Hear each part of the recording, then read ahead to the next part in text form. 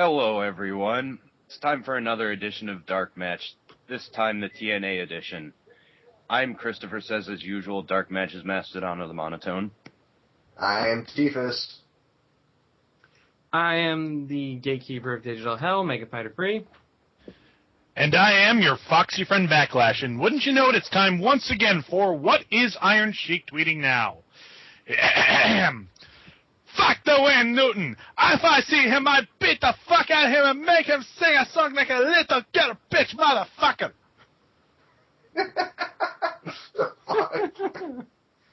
Oh. Wayne Newton. I actually don't really know who Wayne Newton is. I should know it. Yeah. Well, speaking of crazy ramblings of insane internet personalities, if you guys don't know who he is, we got a friend of ours named Dark Driver. He's got a new series up on Blip TV at blip.tv/darkdriver, if you can't figure that one out. It's all about independent comic book companies and how they're affecting the industry and other things to do with comic books, too. So when you get a chance, check that out. Good shout-out to a good friend of ours. Does he include Diskette as a side character, or? Not yet. Not yet, but we'll be anticipating that. Yeah, we'll be looking for her. Anyway, on with the show. Good health to you. Yeah, what the fuck can we say about this? This, there have been worse impacts, but off the top of my head, I can't name a ton of them. No, I wouldn't say it's like the worst one because of just the content. Like, the content for what it was okay, except for the balance of it. And also coming off being the first show after your quote-unquote WrestleMania show. You don't fucking do what they did here. Well, I mean, really, to sum it all up, the first third of the show is a promo. 40 fucking minutes out of 2 hours. And it only gets worse because out of the 2 hours of this show, there were more commercials than there was wrestling. And the commercials offered better wrestling. Yeah. Yeah, it was a McDonald's insurance commercial. I mean, oh God. I would have loved to seen that fight. I get that the idea of these opening promos are supposed to be to bring the people up to speed, but number one, the results can speak for themselves from the pay-per-view, and number two, it's kind of sad when it takes 40 minutes. It's basically a recap. No, it's basically, hey, we did some shit at the pay-per-view last night, and you didn't watch it, so we're going to explain it. Yeah, when you have to explain yourself in this much depth, you're doing something fucking wrong. It doesn't take over 40 minutes. There were 9 commercials in this 2-hour span, and 4 of them were during this opening promo. 4. Way too many players in this. But I guess we'll go through it sequentially. Sting is the first person to come out, and he's sans face paint. He's got his sunglasses on. This isn't Sting. This is Steve Borden. Yeah, comes out to pretty good fare. Wearing a Hulkamania t-shirt and his gloves. I will say that there were genuine reactions, although that's pretty much just coming off a pay-per-view high or low. I don't know. Moderate. Basically talks about Sting that his 2 goals throughout the past 18 months have been to bring back Dixie and bring back Hulkamania. Then why did you leave? And why did you dress up as the Joker? I don't think that's going to help bring back Dixie or Hulkamania. Oh, and the worst part of this, he basically says that the Joker Sting is over. So basically one of the probably 3 reasons to watch this fucking show is now gone. And with Eric Young barely getting any TV time, we're down to 1, and I'm not sure which one that is. Yeah, it's basically like the whole Edge thing with antagonizing Kane by holding Paul Bearer hostage. He's just never going to speak about it again. Yeah. It will, except at least we could say in TNA's case it didn't involve conspiracy to murder. or ninjas. At least not this time. Or to rape a corpse. I mean, let's face it, there's been plenty of examples of things you don't want to talk about with Kane. Like fake Kane and... The dentist. The Preacher. Diesel. Diesel. Come on. They should have ran with fake Diesel. The scars on his face when he first unmasked and the hair around the back. Yeah. Moving on. Oh, shit! It's fake Diesel! You know, that does remind me. I did make a list, sitting there watching the show. I made a list of things I could be doing instead of watching this fucking show. I was trying to come up with fake pay-per-view names instead of watching this frickin' promo. Yeah. I only got one. Yeah, it's making our associate Allie cry. Yeah. Bastards. But soon into Sting's promo, like he goes, puts over what happened at the previous pay-per-view. Hulk Hogan comes out having transformed from Hollywood to Hulkamania. I gotta reference that. That's still one of the funniest. Like, I just don't get that. I'll transform from Hulk to Hollywood. That whole Yappa Pie promo was that was some weird stuff. But basically, Hulk Hogan says he's wrong. He's had a couple of rough years. He was a little insecure. Eric was the real wrong man, and Sting, what you said 18 months ago, I wish I had listened to. What the? And that's another thing. They keep saying this 18 months thing. Apologies. It's been a year to the date. Apologies. Actually, it was Dixie who said that, but. No. They were saying it all through the night. They keep bringing up, 18 months. Oh, they're talking about going back to when it was announced that they had signed Hogan and Bischoff from the start. Like Nash and Sting were against it all the way back then before the 10 they are here thing. Yeah, and that's supposed to make it better. Yes, they're here. Well, that makes the 18 months make sense. No, it doesn't. But yeah, nothing makes sense. I like just. These famous last notes, I guess you could call this, but I wrote down at the time, like, this was after Hulk Hogan had began saying everything. After all this, we still open shows with 10-plus minute promos from old guys. I was a quarter right. I was 25% right. They fucking showed you, didn't they? Yeah, they did. They put you in your place. Bitch about our opening segments, will you? We'll just make them even longer. Yeah, at Sting's insistence, Dixie enters. And, I missed Game 2 of the World Series for this. Well, I missed the Mentalist for this. Well, okay, it wasn't on yet, but I missed it. I paused Arkham City for this. I don't know what oh, yeah. Stupid for that. I don't know what I missed, but I'm sure it was better than this. I delayed watching Batman, Superman, Public Enemies for this. And if, I hate to say it, but TNA is the reason wrestling still isn't mainstream. Because Sting says to Dixie, I tried to talk to you, I tried to warn you, you had to learn about the inner workings of this business the hard way, unfortunately.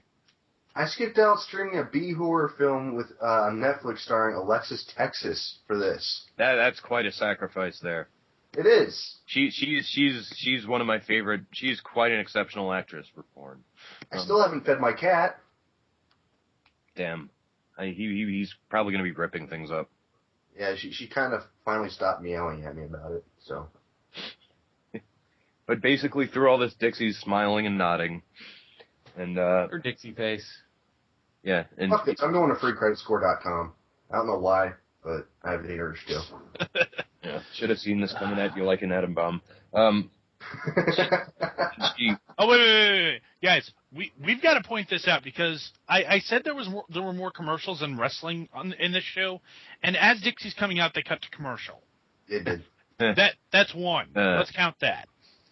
Oh, yeah, they did that every time someone came out. It would cut right back to freaking commercial. Yeah, well, because the commercials got ridiculous with this, and I just know it's because this show's making absolutely no money as far as ratings go, so they're just trying to get as much advertisement as they can. But, yeah, you've got Dixie in the ring, and could a fuck be given? Basically, yeah, this accomplishes nothing. They basically agree to agree. There's some point in this show where, like, someone comes out and says literally 2 sentences and they cut to another commercial. You know, this is what baffles me about this, because we've all been over how Sting was saying, you're not listening to me, Dixie. It's all happening all around you, and you're just not paying attention. And now she's in the ring saying, I get it now. Yeah. So fucking what? Listen to you. Yeah. Did you guys have some fucking conversation behind closed doors we didn't see? Yeah, she basically apologizes for getting legally screwed. For basically having something illegal happen to her. She apologized for not listening to some apologizes for being the victim of a fraud and case. not even try to explain himself. She apologizes for being the victim of a fraud case. Yep. Agree to agree that you run this company and you run this company well, but I also have power now. And this is not the stupidest part, because she says that she's going to be running things from the head offices back in Texas, and Sting is going to now be running the day-to-day operations of Impact. They're ripping off the Triple H angle from Raw. Yes, he's now. That angle has already ended. He's no longer understanding. There's several laws behind. They might as well have just said, Sting, you're the COO of this company now. He's the chief operating commissioner. Oh my God. He's no longer under Sting, he's now Triple Sting. Triple S. And you know, I wanted to mention this when Hogan was out, but really, we're pretty much back where we were when he started this fucking company. Because everyone wants to kick his ass now. Yep. Yeah. Such as Kurt Angle, who's the next person to... Yes, and as Kurt Angle comes out, we cut to another commercial. Yeah, he basically... Wow.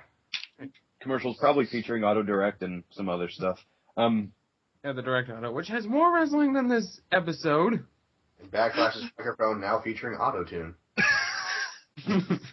What, am I screwing up? Ease off on the rage there, buddy. You're going to blow a gasket. I can't. There's just too much for this show. Basically, Kurt Angle's purpose when he comes out is to troll-face Sting and Dixie. There's just a little bit of Lars in your heart to let the medicine go down a little bit easier. Yeah. No, Lars won't shut up about how awesome this episode was. But yeah, basically, he trolls him about Rude losing. He's a more dominant wrestler. He's the greatest wrestler in the world, and the greatest the more dominant wrestler who had to hold the ropes for leverage. I'm not going to argue against what he says. Like, it's standard fare. No, that's a fine storyline. It's just the execution of it is just.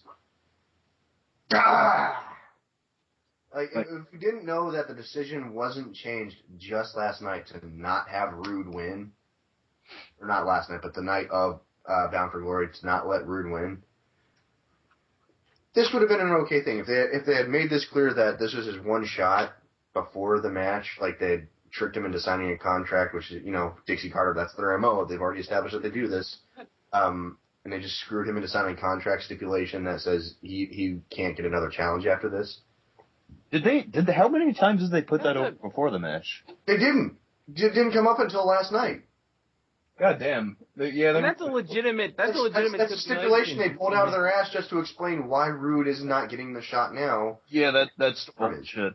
That's bullshit. That is a legitimate stipulation, though. It's called Last Chance, but they never mentioned it on the pay-per-view. Yeah, it only works. It only works to build the storyline if you do so. If you establish it. Yeah, that would have added like a lot more. If they had announced it a Last Chance match, it would have been fine. But it would. All this is just changing the rules as you go. Would have had more like a lot more legitimate heartbreak from the guy's loss rather than just really you screwed us with this match. So pretty much it's Kurt Angle saying, "Screw the rules, I have a medal." Well, we're kind of getting ahead of ourselves because I don't even think we've gotten to the part where Rude comes out. Which, by the way, as he's doing another commercial. Yeah, that's true. Yeah, we are ahead of ourselves. And I should have gone downstairs to do dishes or something while those commercials went on. I could have. I don't know. I could have watched porn instead and jacked off. That would have given me some pleasure. That would have been worth your time. Hey, if you're looking to jack off, I know this great B horror movie on Netflix starring Alexis Texas. Yeah, I don't trust you, Keefus. I personally, I want to find a horror movie starring Memphis Monroe, but I don't. That's another story. We're actually having this conversation while we're recording. Yep. It's more interesting than Impact. Basically. So is me clipping my toenails, but They're in an orange, and it would be more interesting than Impact. Our associate, the Lone Warrior, Gianna Michaels or Buxton. Wonderful pun. But can't argue that one. Yep. Basically Robert Roode comes out and calls Angle out on his bullshit about celebrating a victory where he had to grab the rope. And I think they point to the Roode got screwed sign at least like 3 or 4 times during that. Yeah, which is true. It's like, way to acknowledge your plant. Yeah. I was like, at some point I just thought, like, this guy was papered. But yeah, nonetheless, Sting attempts to book a rematch with Angle, and as Tifa said, we got ahead of ourselves. That's when they introduced the whole no rematch clause. And he's just as he's about to say, what is that your partner says, Rude? Sorry about your damn. James Storm interrupts and says it instead. Commercial. This has been 1, 2, 3. Yeah, it's 3 commercials during one promo. 3 or 4. Did Hogan's entrance involve a commercial? No, that was the only one that didn't. Oh, it did? Of course. No, it didn't. There's like a total of 4 promos, 4 commercials in this one promo. One of these is just words don't describe. Let's see. Storm comes out rambling. I mean, not putting down his mic skills at all. Like he definitely wasn't.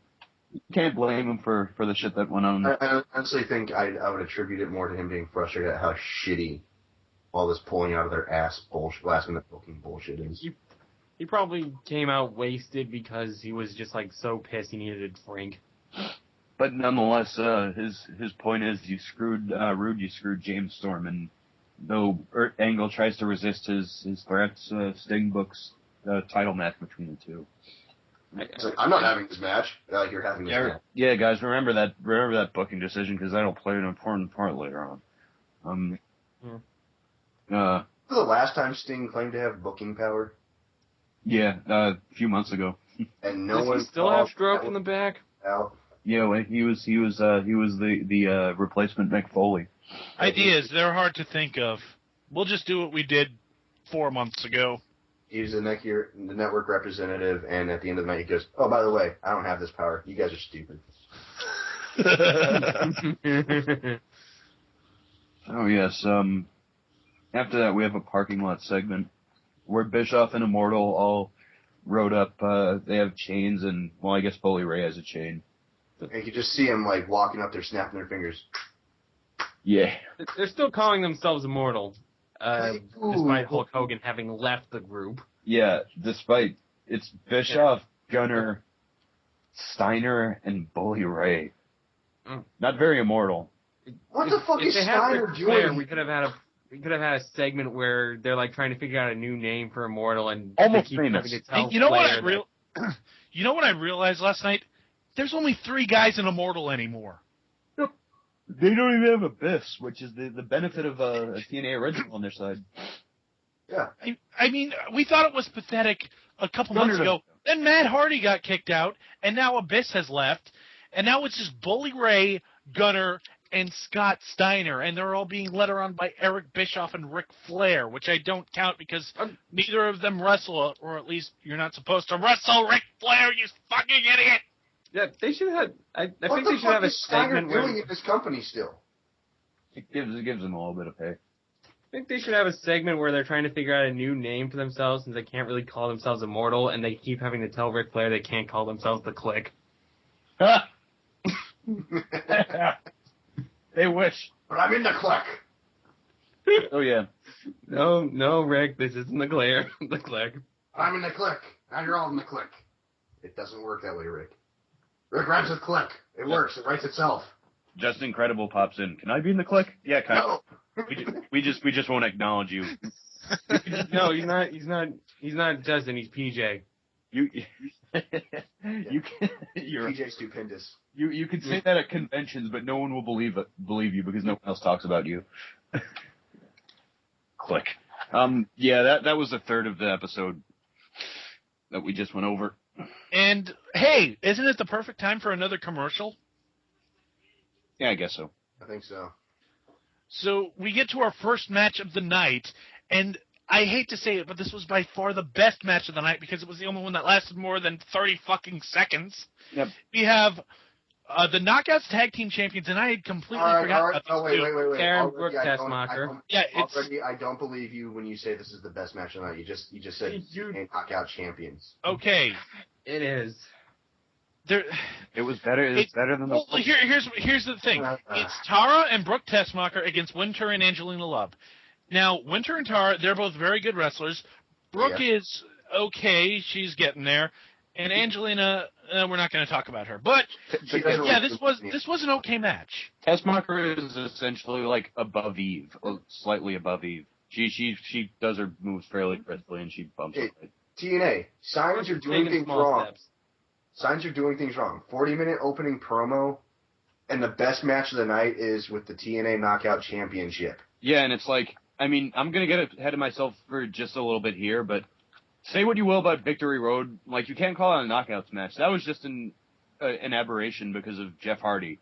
The main event tonight was a standard fare knockout match. Like, that's pretty much what it was. Yeah, much. But I feel like we're kind of burying the Knockouts Tag Team Championship. No. Okay, no, we're not doing that. No, because at this point, you kind of have to. No, I'll qualify. It's not okay.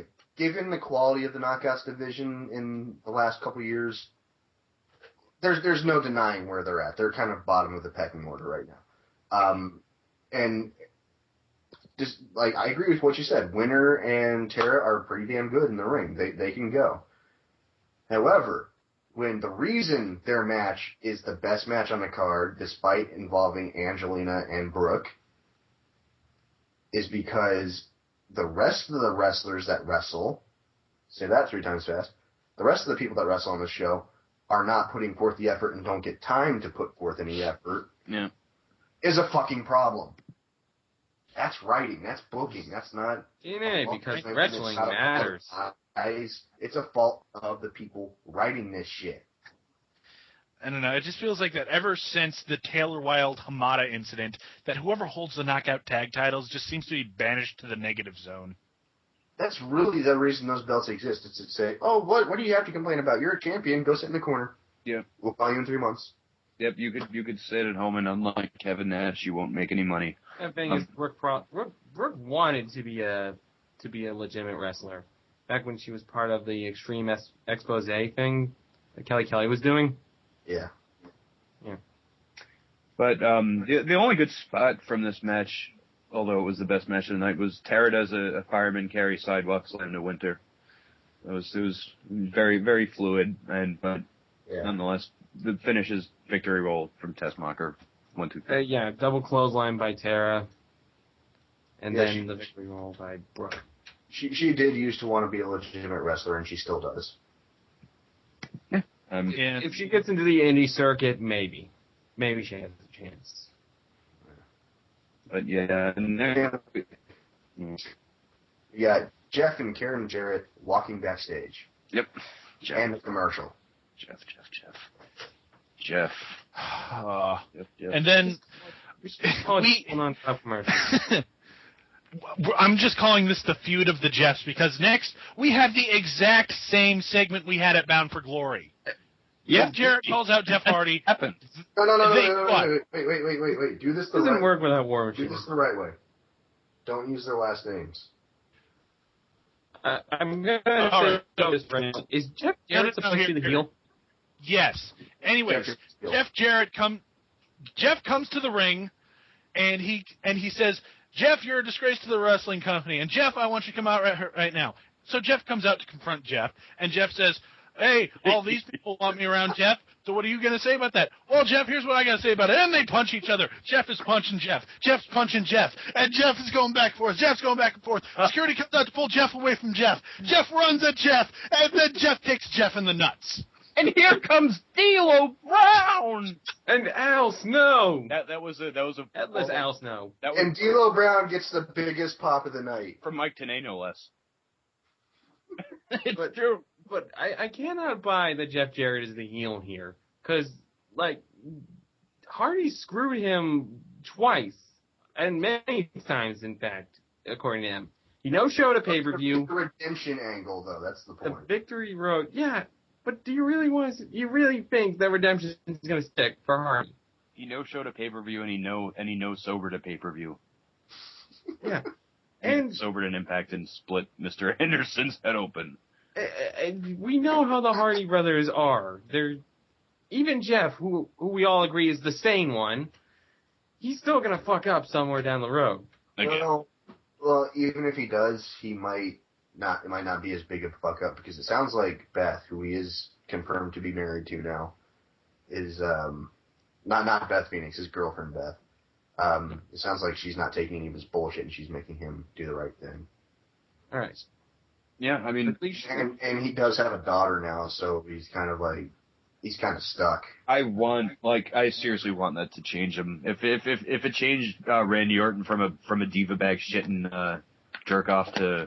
Oh, and note to Revy Sky, that's how you support someone.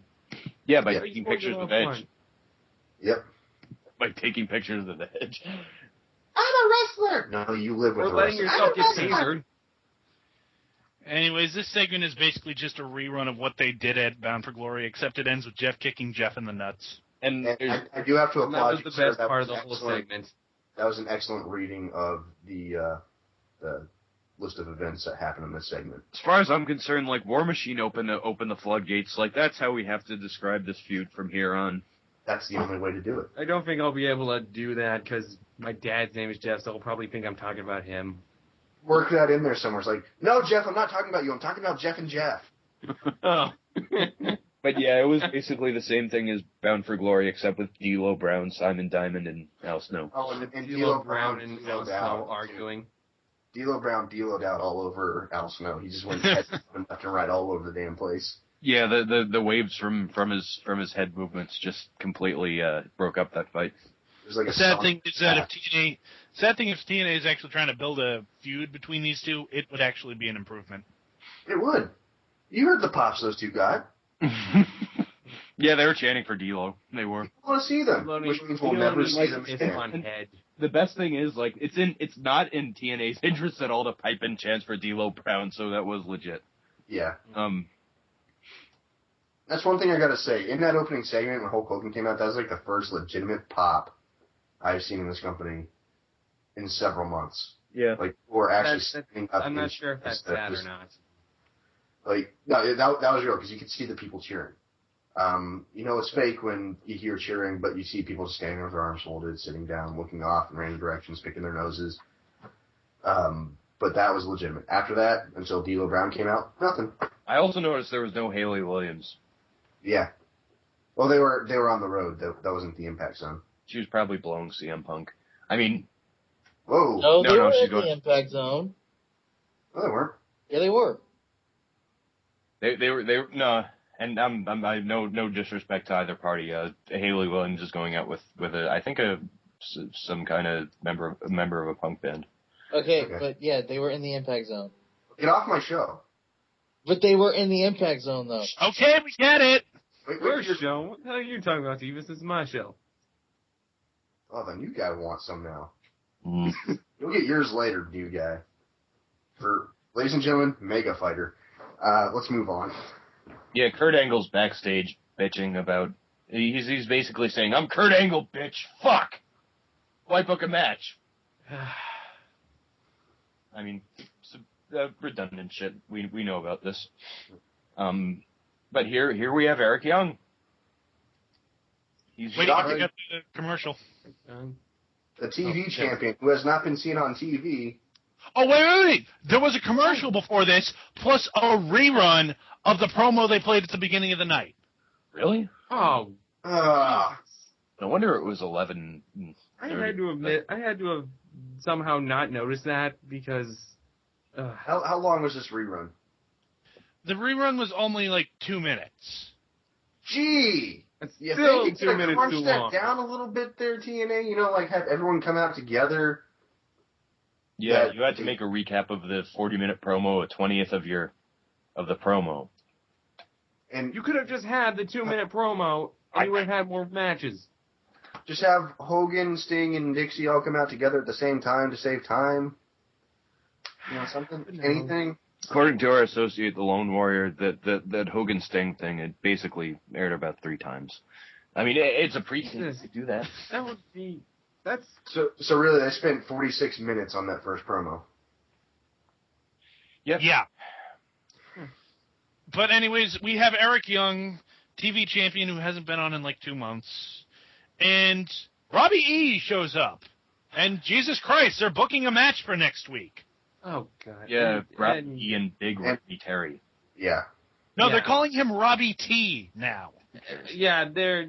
The Zack Ryder comparison is so obvious at this point. Well, that was the whole point of Robbie E in the first place. Well, yeah, but it's just getting sad. Now they're doing the Big O, and they're kind of having the Zack Ryder's feud with the situation, which they don't get the joke. As much as I dislike the Big O, at least he's alive. Yeah. At least he'd add something. Robbie T's whole thing is that he's like just a tool who doesn't get Robbie E.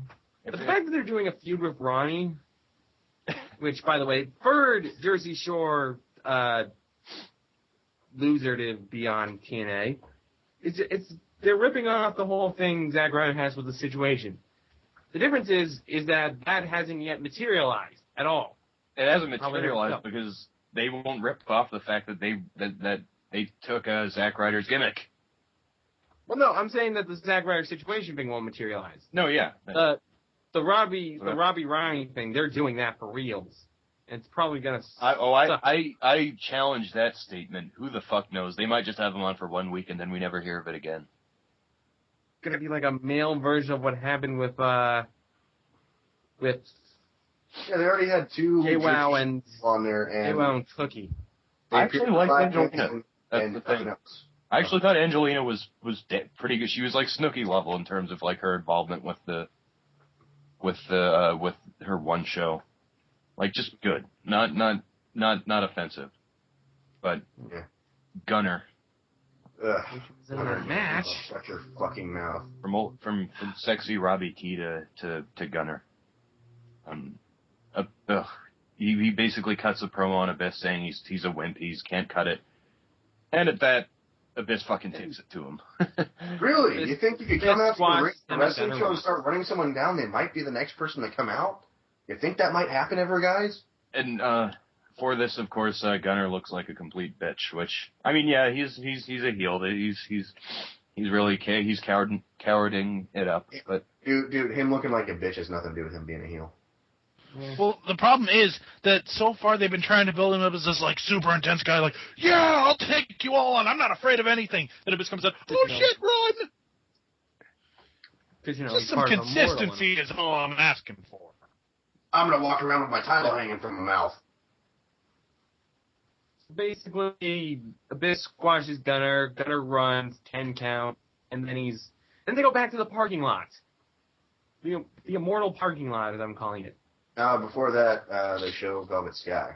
Yeah, and another commercial. Thank God it was the interview. Oh, speaking of things they do 3 times. Basically, they have the same Velvet Sky. I'm glad I could do this. I've had to fight back from adversity my entire life. Like, they do it in 3 different forms. A backstage promo. Because her winning the Knockouts Championship has so much to do with her being bullied when she was 10. Yes. She never portrayed Talia Madison in this promotion, so it was mostly her that's the bullying. But nonetheless, it's a backstage promo. It's a hype package, and then it's in the ring. She says the same damn thing We've seen the same damn And point then 3 times. Aaron Jarrett comes out. Yes, Jaren Carrot. You guys are jumping around. I fucking snapped at that point. You guys are jumping around again. They have the one Velvet Sky thing back to, and then they go to commercial, and then they're going to the Ric Flair in the parking lot. Oh, crap. Right. Sorry, my brain seems to confuse me a little. Yeah. So yeah, Gunner runs up to the rest of Immortal backstage there. He's like, "Oh my God, guys, that's not a Biff. That's not a Biff, man. He's a crazy man. He's the craziest. Oh my God, you don't understand. Oh my God, seriously, you guys." And delicious. Eric Bischoff pretty much says, fuck it. Well, we gotta deal with Hogan first, then we deal with the Biff. You don't understand. He's crazy. Yeah. But yeah, that's Bischoff's logic right there. It's like the monster who just beat the shit out of Gunner. Yeah, we'll deal with him later. Let's deal with the 58-year-old man who can't who you can poke with a pillow and cripple. In the last year. Yeah. Let's worry about him first. Yeah. But yeah, now we have Velvet Sky hype package, and then we have Velvet Sky in the ring, cutting that promo. And now there's Karen Jarrett. And without any single mention of her being in the Beautiful People, beating people with the ugly stick, calling them, like, running them down verbally, and putting paper bags on their heads. I don't know. But still, Karen was a complete and utter cunt in this. One thing I will say, if the Knockouts has improved in one way, even though it's not as noticeable, backstage promos don't just consist of you bitch, you slut, you this, you that. Like, unless you're Karen Jarrett. Have not seen that in months. Well, except from Karen Jarrett. Well, she's the only one that's been getting backstage promos. I mean, the good thing is that it's not between face and heel. It's just a heel that's saying this shit. No. But hey, does this woman ramble? She threatens to fire Velvet and Tracy, but that'd be too easy. And then she says, like, you guys are not tough. I'm a mother. Yeah, but you never wrestled. I don't. What does that have to do with being bullied or anything? I don't. I'm just saying, like, she says you got it tough. Yeah, you've never been in the ring, though, Karen. I'm sick. Does anyone give a crap about this? I swear, like, at some point I just felt like if I were Velvet, I would have pipe bombed Karen at that point. At any point where she started yelling. Oh, you mean... Fast forward this bullshit. Gail Kim debuts. Oh, yeah, Gail Kim. Basically, they bait and switch, making it look like Madison Rayne is going to be announced as next in line, and then fucking Gail Kim turns heel without even fucking turning face. And She was almost face when she left, but... Which I not mind at all. First Knockouts champion. Gail Kim. I could see it from her perspective. I respect the fact that TNA put her on the map and generally treated her with at least anything. Backlash is so pissed off, I don't know if he's masturbating really hard or head desking. No, I'm face palming because I get her reasoning, but I don't think she realizes that Scott D'Amore has been fired. Yeah, she's been talking that is a good all the last couple months about, I can't wait to come back to TNA. And it's like, do you realize it's not at all the way it was? Like, the other person that made it special besides you left on bad terms after someone said she was on the rag. And didn't get punished for saying that. So now, yeah, because now we got, well, is Russo still booking the Knockouts, or is that Pritchard now?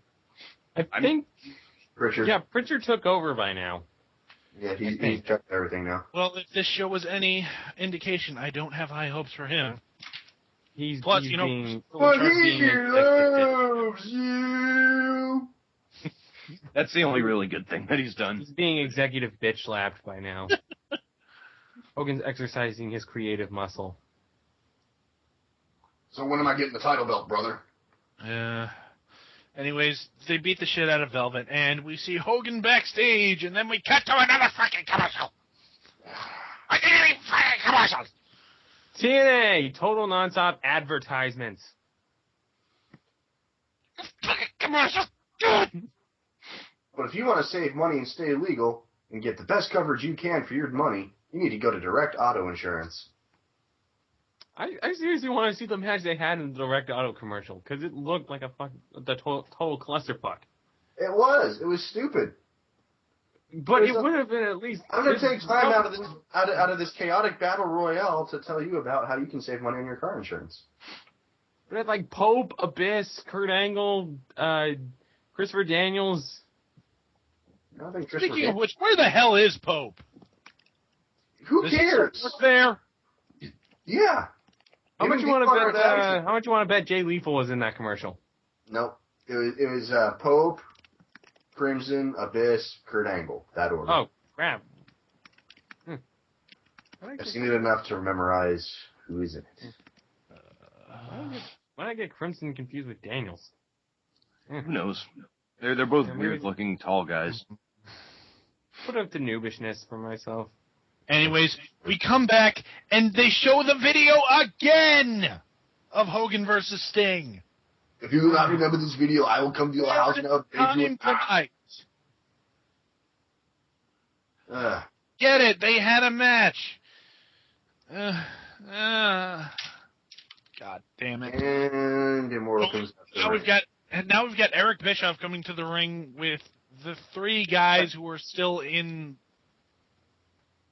Are they even called? I just want to see the three of them start singing "My Little Buttercup."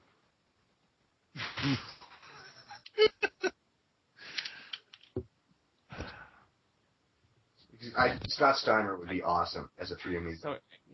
So Eric Bischoff starts ranting at Hogan, and finally my rage against Karen Jarrett subsided, so I could regain my focus and watch the promo.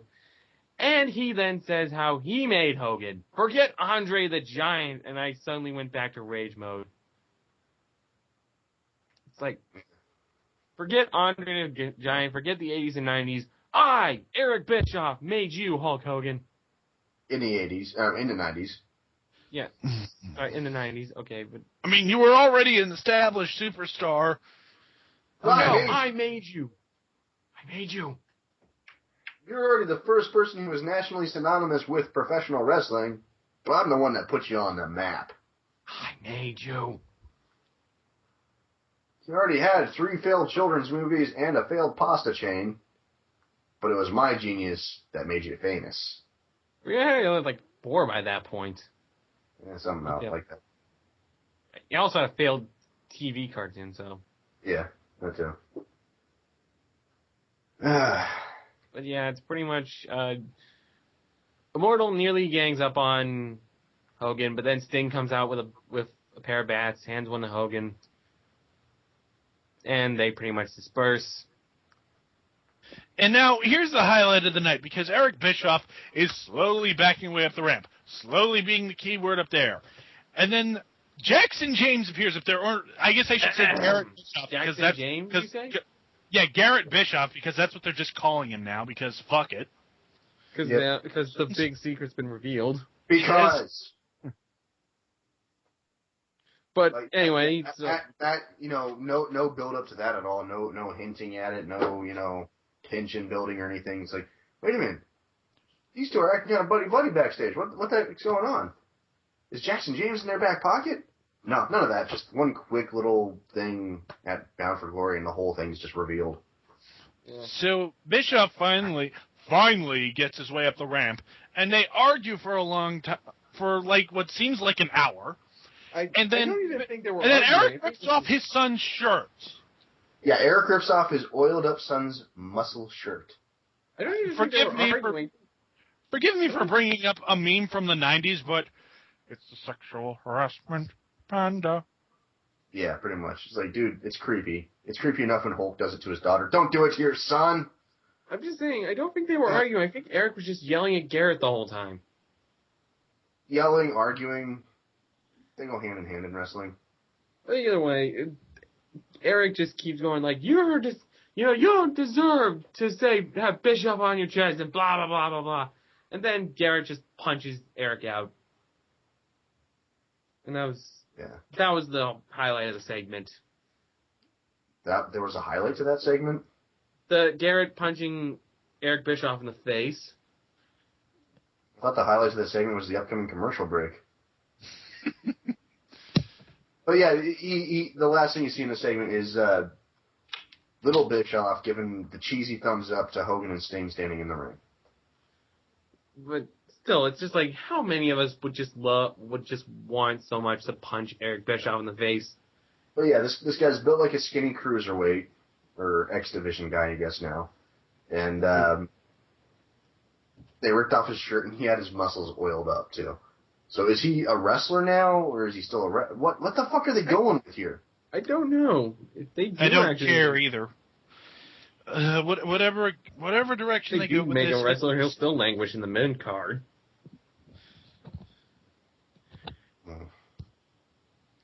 Anyway, quick little shot of James Storm walking in the backstage, and Rude comes up and gives him a pep talk, and go to commercial. That was nice, though, that there was like, it's like, I don't know if I can do this, Robbie. It's like, all this. I'd like to point out that I noticed, right before we went to commercial, there were 7 minutes left in the show. Yeah. And that's including overrun. Oh, so wasn't this commercial break the one where like they had Mark Henry a Mark Henry for Vengeance? That might have been your local area. Yeah, that I found hilarious. I've seen advertisements for the WWE on TNA quite a bit. Yeah, and vice versa. Anyway, come back from commercial, and out comes James Storm, and out comes Kurt Angle, and super kick roll up. No, wait. Don't. Let's build some tension here. Let's not give it all away at the start like they do in TNA here. Let's build some tension. These two guys come out to the music. They get in the ring. They're patted down by the referee. And they're given a formal ring introduction with them both standing in the ring facing each other while the referee's holding the title belt. And they got. By the way, something that didn't happen at Bound for Glory. Yeah. Where was this? And just this big fight atmosphere kind of feeling you get going into this. Which, by the way, Borash advertises something. Yeah, he did. He advertised something during the opening. He advertised direct auto insurance right before he started the introductions. Yeah, we didn't have enough direct auto commercials in the show. Direct auto insurance does not at all make you that you really won't remember seeing. But yeah, it was pretty much Kurt Angle starts punching the crap out of James, and then James Storms hit the super kick, roll up, victory. There you have it. That's less than a minute. No build up, no payoff. James Storms is just champion. Although there was a nice little beer bath with the rest of Fortune. Yes, but the stupid isn't over because James Storm tried to hand the title to Rude. This belongs to you. You take it. And Rude's like, no, man, it's yours. I love you, dude. I like the idea, but it's yours. You won this stupid match. It's like, nope, this title win is yours. You live with it. It was nice to see that Robbie's not like pissed at James. He's pissed more at Kurt and Hogan maybe for this. Like for now they're friends, but they're just gonna make him heels. Ugh. Anyway, who wants to go to watch Netflix? Alexis. At this point, I think I'd prefer a movie with Alexis Texas in it over fucking Impact. Wouldn't we all? She might give head. I'd rather watch Mr. Nanny than this. I don't know what this Ghost Inspector show thingy is on Sci-Fi right now, but I'd rather watch it. I'd rather watch the crazy guy from Ancient Aliens with the crazy fucking hair. Just ramble for an hour. I'd almost want to watch Deadliest Warrior over this. Yeah. Anyway, it's time for everyone's favorite game. What gets more screen time than Jay Lethal? Exactly. So does anyone want to get the obvious one out of the way? If it's so obvious, why don't you do it? Okay, 40 minutes of talking gets more screen time than Jay Lethal. Commercials get more screen time than Jay Lethal.